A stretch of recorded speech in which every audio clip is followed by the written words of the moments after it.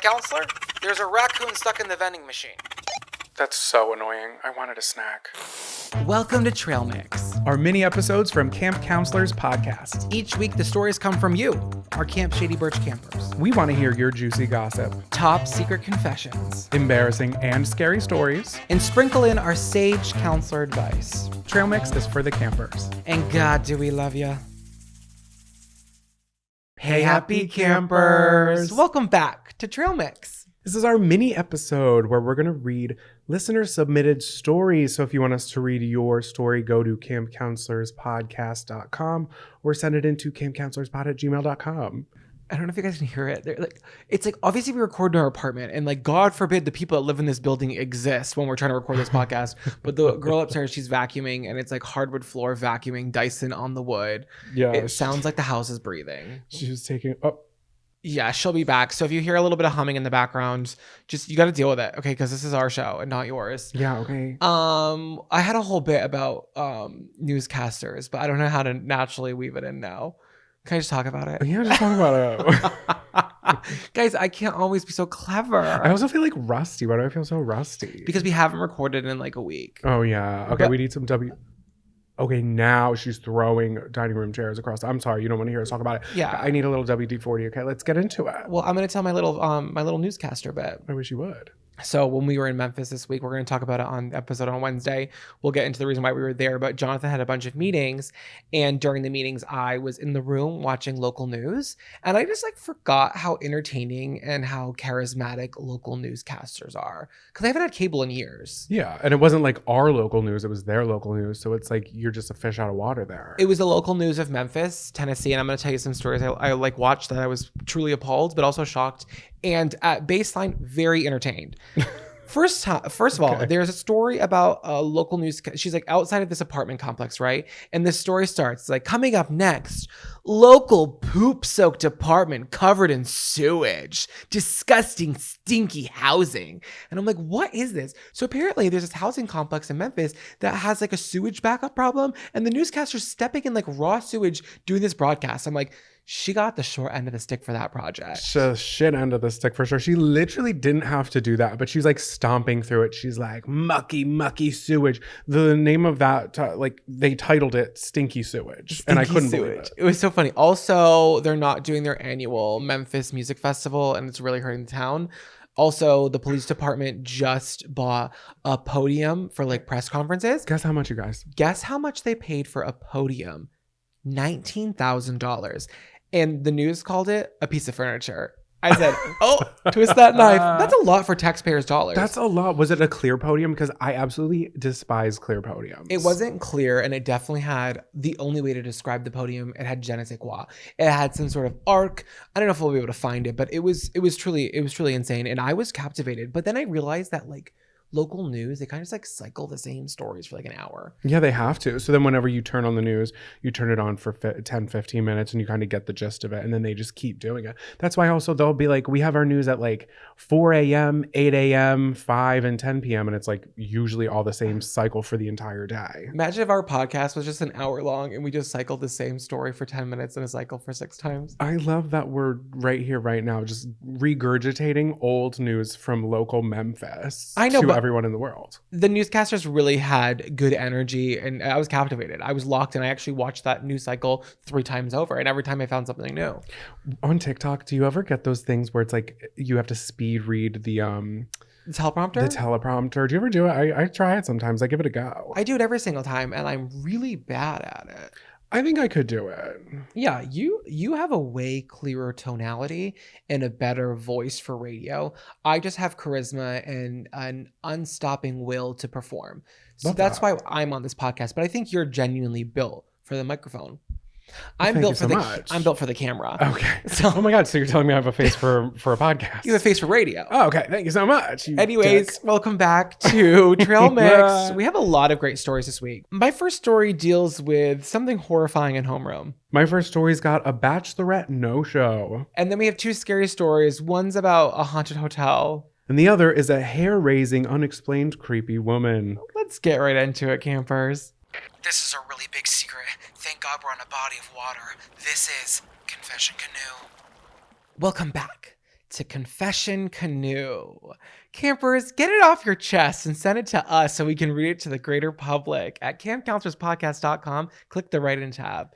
This one, when I read this email, I was kicking my little legs. This is just, it feels like I'm telling the story. It's so me. It's just, and this has happened to me. Okay. I don't even want to tell you more because it's just so funny. Here we go, guys. Dear counselors, it's near the end of the 8th grade, and we're having a breakfast party in my homeroom. The treat of choice I decided to bring are these muffins I made with a mix. Nothing special. I arrive with my muffins and proudly set them on the table of goodies. Class begins, and we all have our plate full of breakfast treats. I looked around, and not a single student chose one of my muffins. I was a little embarrassed, but didn't really mind since I figured nobody would take note that I was the one who brought them in. This is where things take a turn. The teacher made an announcement to the whole class that I, yes, she called me out by name, had brought these delicious-looking muffins and encouraged, but really guilted my classmates to try them. She really talked them up. Uncomfortable glances around the room begin, and I start to sweat. Only one person got up to get a muffin, and it was someone I was crushing on who sits at my table. I was mortified. He sat there with the muffin on his plate and didn't touch it. I wanted to die. This is awful. Like, this is like, why did she call her out? It's not even funny. Classes end, and I grab the muffins and I run out. I end up running into my little brother, who was a grade below me, and gave him the rest of my muffins. Happy to rid myself of them. This should have been the end of the story, but it gets worse. Oh boy. My brother comes up to me later that day and goes, Mr. Sloan says thanks for the muffins. Mr. Sloan was our hot art teacher that I had a huge crush on. Everyone did. You just know by the time he received those picked over muffins, they were cold and dry. Mr. Sloan ended up thanking me in person later that day. By this point, I was so emotionally exhausted and on the verge of tears. I laugh about this story now, but these muffins haunt me to this day. My reputation was tarnished. I will never fully recover. Let it be known that I am 29 years old, and this was 15 years ago. Thank you for reading, counselors. I love you both and your podcast. You guys make my day. Give Sandwich my best. The Mortified Muffin in Cabin 8. I have questions. I First, know. This is like so real for a lot of us. I know. And just one, that memory that's from so long ago that you really go back to. I have a couple of them. Those are the ones that keep me up at night. Two, like, I want to know what these muffins looked like. They were just a classic box mix. Maybe the Krusty's ones. You know those ones? Yeah. Why are they called Krusty's? That's such a bizarre name for a muffin company. Krusty's with a K and a Z. Yeah, they really get fun with it. So guys, one time my older brother, he had a gathering at his house and we all went over for game night. It was all the couples, like all 4 of us, me and my ex were there. And I saw this like really creative recipe online for these like Asian lo mein noodles, a cold noodle salad. So they were like long brown spaghetti noodles. No, they were like spaghetti noodles, but they were covered in soy sauce and the entire dish was brown. But it gets worse. So I didn't want to lose one of my plates because I hate that. When you want to bring a dish to a party and you lose your plate. Did you put on? You did put it on a paper plate. You put it on a paper plate. A Dixie like paper plate with the blue kind of and white surrounding. So guys, picture this giant heap of brown noodles. You even put it in a bowl? A paper plate covered in saran wrap. They put it on like the kitchen island. Everyone brought stuff, little danishes and treats and pies, and it was delicious. Everyone got great stuff. So I'm being coy, right? Because I'm skinny and young at that point, and everyone's getting their plate. And I get to the kitchen and I'm noticing that it was still wrapped. No one even unwrapped it. So then I'm panicking. I'm like unwrapping it. I grab tongs out of his like I don't know, his like island. And then I put it on my plate and I looked around. Oh, my cousins went too. So there was like 8 couples there. No one ate my noodles. I was pissed. I was literally pissed. Experimenting with a new recipe. You shouldn't be doing that before going to, like, bringing it as you don't know if it's good. Did you taste it? Was it good? Oh, it was so good. It just was so appalling. And I remember going home and I brought my noodles home because I was like so upset. And I was like, I don't even want to look at these anymore. And I dumped them in the trash, right? So when I dumped them off the plate, I looked at the paper plate after and it was like soaked and wet and stained brown. And it's like, I really didn't do myself any favors with my presentation. No, on a paper plate. Like, come on now. Presentation is everything, but I just know what it feels like to bring a dish and for no one to eat it. So anytime I go to a gathering now, that was years ago, I always grab something that looks like it wasn't touched, even if I throw it out, because at least it made it to a plate. That is so true. You are such a martyr for that. I absolutely would do the same thing because you know what it feels like. It's hurtful, especially if it's like Gam Gam and she's like 60, like not 80, because then it's like she doesn't even know what's going on anymore. Like 60, because it's like she's still spry, she's still got lots of life, but she was never blessed in the baking department. And that it's don't ever be afraid to buy a box of something like already pre-made, like a cookie, like from the bakery at the grocery store, because at baseline, if no one even grabs them, it's like, well, I didn't cook them. You know what I mean? Yeah. But when you really cook anything, even if it's a box mix and no one eats them, it's really sad. Yeah. And that teacher was like really trying to be like, oh my God, Claire Danes made these and they are really good and you should all try them. And the whole class is like, but who the fuck's gonna get it? In my head, I'm thinking, were they a little burnt around the edges? What was the presentation like? That's what it comes back to. What was the presentation like? I do feel like the teacher did no favors by voicing her opinion of it. Like, just let it go. It was already bad enough, but it's like that made it way worse. And then her crush is like, oh, I'll take one. Doesn't touch it. Puts it on the edge of his desk. I love the part where she says by the time they got to like Mr. Sloan, they were cold and dry. And picked over. Cold, dry, picked over muffins from Mr. Sloan. It was just so dumb. I'm like, I got the story. This is a really terrible story. It sounded exhausting. Thank you so much for writing that in, Camper. Now I really want a muffin. Are we qualified to be giving advice? No. Are we going to do it anyway? Absolutely. Welcome back to Dear Counselors. This is our advice segment, and we're going to give you some advice. So this listener writes in, she says, Dear Counselors, I need your advice. It's like she heard me. Let me set the scene. I'm a September 2023 bride. Congratulations. Congratulations. So if this is about the wedding, this is not good advice. Back in August, I had my bachelorette party in Vegas with a group of 6 girls. We're all in our mid-20s. One of the girls in the group is my best friend, and we'll call her Rebecca. Although Rebecca and I have been best friends since elementary school, our friendship has been distant for the past 3 years due to us living in different states, and she had a baby. Ever since Rebecca gave birth, she stopped prioritizing her friends and acting like she's above everyone else because she's the only one with a baby. I think she was insecure about having a baby and she projected very poorly onto everyone around her. Long story short, she's changed a lot, but I still loved her as a friend and valued our friendship, so we continued to work out our problems over the past few years. Fast forward to me getting engaged and planning my bachelorette party. When planning for a bachelorette party, everyone confirmed, paid for hotels, activities, etc., many months beforehand. Everyone was so excited, but in all caps, the night before the trip, you know where this is going, Rebecca sends me a text asking if she could call me. I immediately know what this is about. So I call her and she tells me she couldn't find anyone to babysit her 3-year-old son and she wasn't going to be able to make the trip. I was incredibly angry, but honestly, I was not shocked. She had pulled a similar trick in the past, a year prior, when I planned a trip to visit her and other friends in their state. But the night before I planned to see Rebecca, she canceled plans without an explanation. Not being able to find a babysitter for a weekend trip to Vegas does not make any sense to me. She has her boyfriend/baby daddy to watch the kid. She also has so much family on both sides that could watch the little one. And she had 8 months to sort this out. I thought she said that she had an 8-month-old too. I was like, wait, where did that happen? So yeah, she had like 8 months to figure all this out, right? During the call, she said she was scared to tell me she couldn't make it, and she debated telling me the day of. So she thought it would be a good idea to just not tell me until we were in Vegas wondering where she is. Like, that is kind of crazy. Like, come on now. I told her on the phone that I would not return any of the money she had given for the trip since nothing was refundable. She was annoyed but didn't push on it. The rest of my friends that had come to the conclusion that she was lying and she just didn't want to go since she has done something similar in the past. I don't know what to think. I'm very hurt that she didn't come out to support me or just be honest with me that she didn't want to go and I could have invited a different friend. That is very true. To me, this is the last straw of an already dwindling friendship. Since returning from the trip, she has tried to call me and I've been ignoring her calls. What should I do? Am I overreacting or has this friendship run its course? Thank you. I love you both. Love, the bride-to-be from Cabin 3. Well, now she is the bride. So this was, as we're recording this, last month. Her wedding was last month, so I'm curious if she ended up coming to the actual wedding.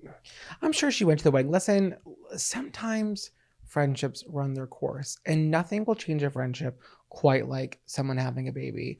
I have been through this so many times, and it is really on the person who doesn't have the baby to really kind of shoulder the relationship and the commitment for a little bit, especially during the first few years. I have friends that have had babies like 7 years ago, and now our friendship's a little bit stronger than it used to be. And it's a real choice you have to make. Like, you're being selfish if you're going to drop someone for having a kid and not kind of meeting them halfway. I think that if she's your real friend, you will stick by her through this transition of her life, because if you have kids one day, you'll be in the same boat and you'll understand more what she's going through. However, she had 8 months to plan for this bachelorette. If she was never going to go, like, she should have just told you. She shouldn't have been scared to tell you. Like, you had time to figure out a sitter. And if you couldn't do it, or you weren't comfortable leaving your child and you didn't want to do it, then be honest. But lying up until the day before, that's fucked up. Is not okay. And I would have kept the money too. I would have been like, sorry, like, you had all this time. Bye. Yeah. I wouldn't have given the money back. I'm such a bitch. Well, honestly, yes. Especially like the plan was, and she admitted, like, I wouldn't have told you until like the day of, because I was scared to tell you that I couldn't come. So that tells me that she had already made up her mind, like, you know, leaving your kid and going to Vegas with a bunch of mid 20-year-olds probably wasn't ideal for her, you know, but that's not an excuse to not tell you. But also, I do want to say, at the beginning of this, you said ever since Rebecca gave birth, she stopped prioritizing her friends. I mean, I'm not a mother, I'm not a parent, but I feel like, you know, parents do prioritize their kids over friends. Am I wrong? And no, 100%. And that's what happens to every friendship. You have to just be okay with the fact that that person is no longer available like they used to be. Right. But that doesn't mean you have to stop being friends. No. Yeah, but she's being a bad friend, and that's the case. Like, okay, you're a mother, I get it, but it doesn't mean you have to be a bad friend too. Right. You can be a little absent. That's totally understandable. But if you couldn't go, or there was issues finding a babysitter, you knew before a day before. But, and also remember that they don't live in the same state. So our listener is saying, like, when she's trying to go back to that state where all her friends are, this person's like dipping. Yeah. And like that sucks. So I feel like if she's really not putting in the effort, and it sounds like you have, listener, I mean, it's okay for friendships. We've said it before. We'll say it again. It's okay for friendships to dwindle. Who knows? Maybe when the kid's a little bit older, you know, you could rekindle things. But that's kind of on their side. You know? Yeah, I'm in my late 20s now, and I've tried so hard to maintain friendships for like over 10 years, and I've done a great job. And the older I get, the less I care now. It's like, hey, everyone changes, everyone grows. It's no bad blood, but it's like, I felt like I've been a friend for a long time to people very consistently, and I've tried to reach out and maintain things. And when people don't reciprocate that energy, it's okay. It's not always a bad thing for people to just kind of go their own ways. It's better to do it with no bad blood than to get to a point where you're like actually upset. Right. And that was what I was going to say to wrap it up. I feel like if you do end up hanging out with her, you got to hang out and, like, you know, let it be what it is. Like, don't be resentful, even though like part of you wants to be. I know you're hurt, but it's just not going to do anybody any favors. And then just kind of go from there if you want to, like, you know, hang out again. Keep your money, girl. Scary stories around the campfire. Welcome back to Scary Stories Around the Campfire. Ooh. Guys, as you know, it is the month of spook. It is October if you're listening currently. If you're coming back, these are our spooky episodes. So we're doing scary stories dedicated to the actual scary stories that you send to us. These aren't embarrassing. They're actually scary. They're actually terrifying. So we have 2 this week, right? You have 1 too? Yes, I have 1 as well. Okay, so I'm going to go first. This is really funny because this was initially sent in February 27th. Of this year. We were going back, way back, and I found this one. It was kind of long, but I'm so happy I read it because it was just so funny and actually scary, and I'm ready to read it for you guys. Let's go. Hi, camp counselors.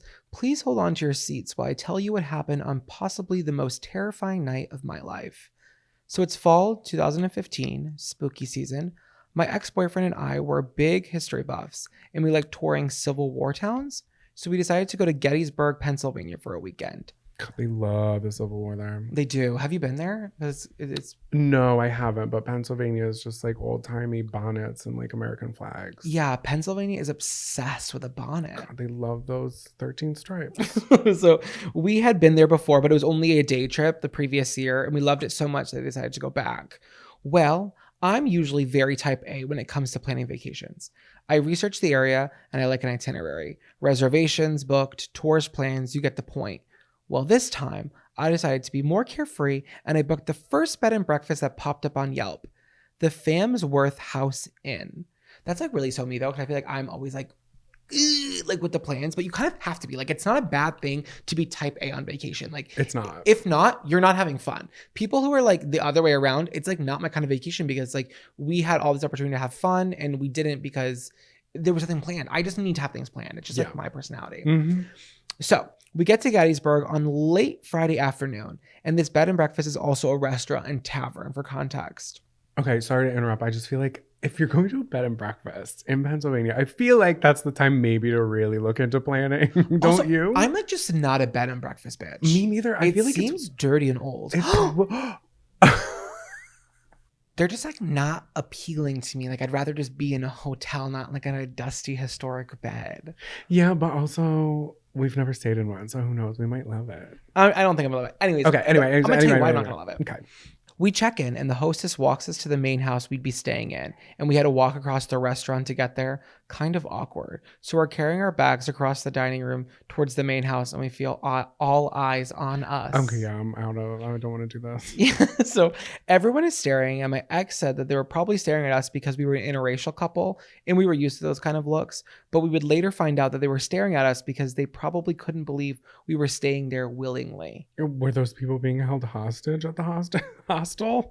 Anyway, we walk to the side of the building, and the girl opens the door and leads us to these steep stairs. As soon as I step into the house, I just feel bad vibes instantly. I knew we were not welcome there. Our room is down this creepy hallway. The girl opened the door to our room, and we were literally transported to 1862. The wallpaper, the bed, the smell. It felt like we were in a time period movie. She tells us to enjoy our stay and shuts the door behind her. I can smell that smell. It's cold, it's damp, and spooky. Yeah, it's gross. It's just like musty. It's so incredibly musty. And there's like hay somewhere in the room. It's hay in the bed. My ex and I were speechless. We didn't know what to say. We had just been in the car for about 5 hours, and my ex really needed to take a shit. So, well, she said go to the bathroom, but I know what he had to do. He goes to do his business, and I start looking around the room, getting ready to unpack. She's so type A. I saw a guest book on one of the nightstands. I started to flip through the pages, and I stumbled across an entry from only a few days prior. The guest writes about how pleasant her stay was, and that she thanks the little girl who sang to her in her ear in the middle of the night. Bitch, I almost shit myself. I dropped this book and yelled out to my ex to hurry out of the bathroom. In the meantime, I start unpacking at the foot of the bed, and I look over to this mirror on the right and see the reflection of a little girl with a bow on her head just bobbing her head from side to side. I lost my shit. I ran to the bathroom screaming and told my ex we needed to leave. He thought I was fucking with him at first, but then he believed me because I suddenly became super pale. So they went down to the tavern where they checked in to tell the staff, and everyone started laughing. She was like, has this happened before? And they just kept laughing, and they wouldn't say yes or no. So after, she was like, I need to go to the tavern to like get some food and to drink because I'm just so stressed and I think it'll like make me feel better. She begged her ex to go to a different hotel because like she was like, I can't stay here, and he just refused. So she started Googling places, Googling about this place, and it was known for paranormal activity and like ghost hunter shows would go there and film. It's like a notorious ghost like place. Oh boy. So my plan of action was to get as fucked up as possible that night so I'd black out and not remember actually sleeping there. Sometimes you have to do what you have to do with a little liquid courage. I just kind of felt like chaotic plan, but like not the worst plan. I think first off, the boyfriend needs to be on your side, but second off, if this is the card you're dealt with, you're gonna play a game of solitaire. And Well, he he didn't experience it, so he probably was like, well, listen, like we paid for this, we're not going, it's not that bad. He was shitty, he didn't even care, but like she's just being dramatic, you know what I mean? So, well, countless Jack and Cokes later, I started getting sick and throwing up. It was about midnight, and they had been bar hopping around town, and she needed to lie down. She refused to go in the house, and she made her ex take her to her car, and they fell asleep in there. at midnight. So like we're going to sleep in the car. Well, they wake up at 2:30 and she keeps throwing up and he's like, we need to go inside. Plus it's like freezing outside at this point. Like being in a car like that, unless it's running, it's going to be really cold. Scary. She was still refusing, but he put her over his shoulders and was like, we're going inside. I'm like, okay, big burly man. Yeah, I was like, that's kind of hot. Throw me over the shoulders. And he plops her onto the bed and he gives her water to feel better. They fell asleep. Then she got woken up because she felt someone flicking her ear, like someone playing with her earring. She went to go tell her ex to stop fucking with her, and he wasn't even there. He was having a cigarette outside. At that point, the room got super cold and started buzzing, and her ears popped. She said she felt like she was on an airplane. Her ex comes back and she tells him, he's like, you're just being crazy, go back to sleep. She said, I stayed up all night, absolutely terrified, but the buzzing stopped around 5 a.m. We went down for breakfast and I was still wearing the same clothes I had driven there in, hungover as fuck. Like she never even changed that night. Like she's got drugged, slept in the car, slept in bed with that clothing on like the entire day. She was a hot mess. It was awful. She couldn't even eat. They rushed back upstairs to grab her shit and went to the car and she booked a different hotel that night. She was all set. But when she had a shower and some Gatorade, she actually had a better day. But she'll never forget that horrible night at the Farnsworth House Inn. Well, what the hell else were they doing that weekend? Like, just like, they're really into stuff around there. I get it, but like, that sounds like an awful trip. I know. So I looked up the Farnsworth House Inn and it is haunted. And I looked at the rooms. And if you're watching on YouTube, there'll be a couple pictures here. But if you're not, please pause this and search Farnsworth Inn, Gettysburg, Pennsylvania. It is as horrifying and gross as you think it is. It's like, no shit, a ghost lives here. It's like a breeding ground for the paranormal. It's absolutely disgusting. Yeah. And there was one time when you and I went to Cincinnati and you were with a company and the company was putting you up in a hotel. And I was like, oh, this is a haunted hotel. And I didn't have a problem with it. Remember that? And I told you that and you were like, oh, we're not staying there. And you told the other girl. And then they moved everybody else's rooms over to like a different hotel that wasn't haunted. Yeah, I'm sorry. I didn't want to stay in a haunted hotel. No, they were putting us up in it. They were suggesting that as a hotel because it was in like the payment that I paid for the hotel. And then I was like, I'm not going there. It's haunted. And then they spread it like wildfire. Then no one stayed there. But it was like notoriously haunted. It's like, I don't play with paranormal shit. Which I get. It's just like, what are you like? Okay, so either nothing happens or you get fucked over and spooked and like haunted. I'm not tempting the devil here. When we were in Memphis, and we'll talk a little bit more about the hotel we were staying at on Wednesday, but we get off on the 11th floor and the girls in the elevator were like, oh, this is the haunted floor. I didn't actually look any of it up. I didn't feel anything crazy there. No, I didn't either, but we weren't tempting it. We were like, put us on the 11th floor. It did look, it was giving haunted vibes, oh, for sure. It was absolutely giving haunted vibes. It was giving Hollywood Tower Hotel. Yeah, I was like, is this like hallway on low power mode? Turn the lights up. Oh, I have like video flickering. footage. Yeah. Okay, well, anyways, if you're going to Gettysburg, Pennsylvania, maybe don't check out the Farnsworth House Inn, but maybe do if you're into that kind of stuff. Yeah. Do you also have a scary story for us? Yes, I do. Thank you for asking. Can we hear it? All right. So this listener writes in, hey, counselors, I have a spooky ghost story that I think you'll enjoy. So about 5 years ago, I was working midnights at a halfway house for women who just got out of prison and are transitioning back into life. It sounds a lot nicer than it was. There was this resident that claimed that she was a medium, and she would often give readings to other residents. Let's call her Susan. Susan, my mom's name. Many of the residents were saying that Susan was the real deal and had helped them talk to family members who had passed on. Also a fun note, Susan would give readings and collect payment in forms of snacks from the vending machine. Oh, I love that. But I was intrigued because I do love a spooky businesswoman. Don't we all? I was working one night and Susan came to my door and said she was having a hard time sleeping. She asked if she could give me a reading, and I, of course, said yes. She asked for 75 cents for her payment so she could get a coffee from the vending machine. You ever gotten a coffee from a vending machine? I have at Bristol Community College when I was taking a class senior year. It was like dual enrollment, and it was a psychology. It was a philosophy class. And I used to get coffee there at 6 p.m. for my class because I was like, I just want to feel like an adult. And I was 17. Like the coffee? I don't think I liked coffee at that point, but walking around a community college campus at 17 years old, taking a college course as a junior. That's kind. That I was serving with my little hot coffee in my cup. You were a little hot coffee in a cup. I couldn't be tamed. You were the hot coffee on campus. Okay, let's get back to the story, please. So we go into the cafeteria and she begins with her prayers and talking into the universe. I have no idea what's going on, but I'm into it. She asks if I have anyone that passed that I would like to talk to which I say no. At this time, I was 21 and hadn't lost anyone close to me.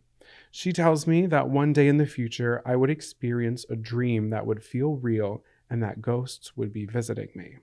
Susan finished my reading, and I'm thinking she's probably telling this to people who don't have anyone on the other side to talk to. Honestly, like very valid. That kind of seems so general that you're like, well, let me tell you this. You know what I mean? I see her skepticism there. Right. And it gets her out of like talking about the past by talking about the future. Because she's like, shit, I'm not going to see you in the future. So at some point, baby girl. It just doesn't happen yet if you're curious. You're going to have a dream. What a businesswoman. Okay. So a year passes and I'm not working there anymore. But then it happens. I go to sleep and I have this very real dream that leaves me completely spooked. Ooh. In my dream, there was this woman with crazy blonde hair watching me sleep. I wake up in a sweat and I think back to what Susan said. I convinced myself that my brain was playing tricks on me about what Susan had told me and that I had made it all up. I go on with my day as if nothing had happened, but I could not stop thinking about that dream. When I return home from work, my mom and I were talking about our day, and she tells me that something weird happened to her about an hour before I came home. My mom said that when she got home, our neighbor came over and was talking to her in the driveway. To preface, our neighbor works nights. My neighbor asked my mom if I was feeling okay. When my mom asked why, he said, "Last night when I got home around 3 a.m, I saw your daughter in the kitchen window just staring at me. I waved at her, but she didn't wave back." He then went on to say, "At least I think it was your daughter. All I could see was her crazy blonde hair." Feeling spooked in cabin 13. So there was an intruder. Someone was frogging. Ooh, someone was frogging. And that one literally gave me goosebumps when I was reading it for the first time. that was a really good accent. Wow. Thank you. That is terrifying. That's really scary. Yeah, it was really scary. Maybe light some sage, maybe light some candles, do a little prayer. But hey, that woman for 75 cents for a reading, that's a deal. She said, "Give me some caffeine and I'll give you some nightmares." Yeah, well, yeah, all these years later, she was right. She was completely right. Have you ever been to a medium? No, I don't think it's for me, darling.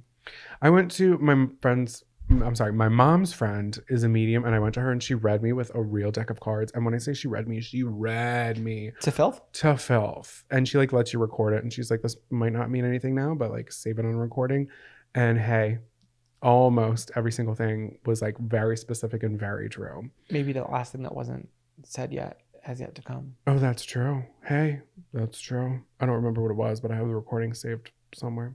Anyway, guys, thank you so much for listening to Trail Mix. This is our mini episode, like we said many times throughout this episode. If you want the chance to be on one of these episodes, send your stories into campcounselorspodcast.com or campcounselorspod@gmail.com. Another fun episode. And with that being said, Lights out, campers.